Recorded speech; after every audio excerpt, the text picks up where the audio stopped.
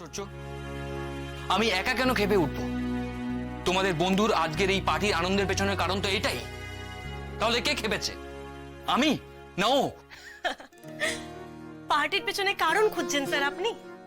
স্রোতের এই উত্তাল আনন্দের মধ্যে ওর চোখের জল একবারও দেখলেন না? হ্যাঁ, ওর এই ছেলে মানুষের মধ্যে পাগল করা ভালোবাসা একবারও দেখলেন না? কেন স্যার, কেন ফিল করেন না আপনি এগুলো? হ্যাঁ, আগে না হয় আপনি বুঝতে পারতেন না, কিন্তু এখন তো এতগুলো মাস ধরে আপনারা একসঙ্গেই আছেন, তাও আপনি বুঝতে পারলেন না যে স্রোত আপনাকে কতটা ভালোবাসে? আমরা জানি, আমরা দেখতে পাই, আর আপনি দেখতেই পারলেন না স্রোতের ভালোবাসা। স্রোত আমাকে ভালোবাসে? বাবা, এটা তো নতুন কথা শুনছি। তাই হাস্যকর কথাটা কে তোমাকে বললো আত্রি? কেউ বলেনি স্যার, কিন্তু ওর বন্ধু হয়ে এটুকু বোঝার বুদ্ধি, এটুকু সেন্স আমার আছে। অথচ ওর সবচেয়ে কাছের মানুষ হয়ে, ওর বর হয়ে আপনার এটা বোঝার ক্ষমতা নেই। তুমি ভুল জানো আত্রি। আমি বুঝতে পারছি স্রোত তোমাকে কখনো বলেনি যে ও আমাকে ভালোবাসে।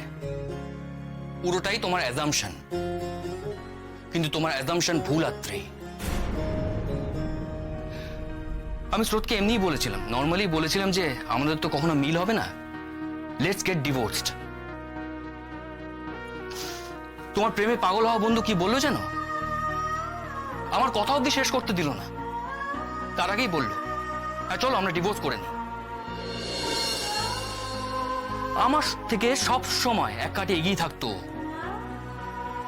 আমি বলেছি ডিভোর্সের কথা, ও বললো পেপার তৈরি হোক।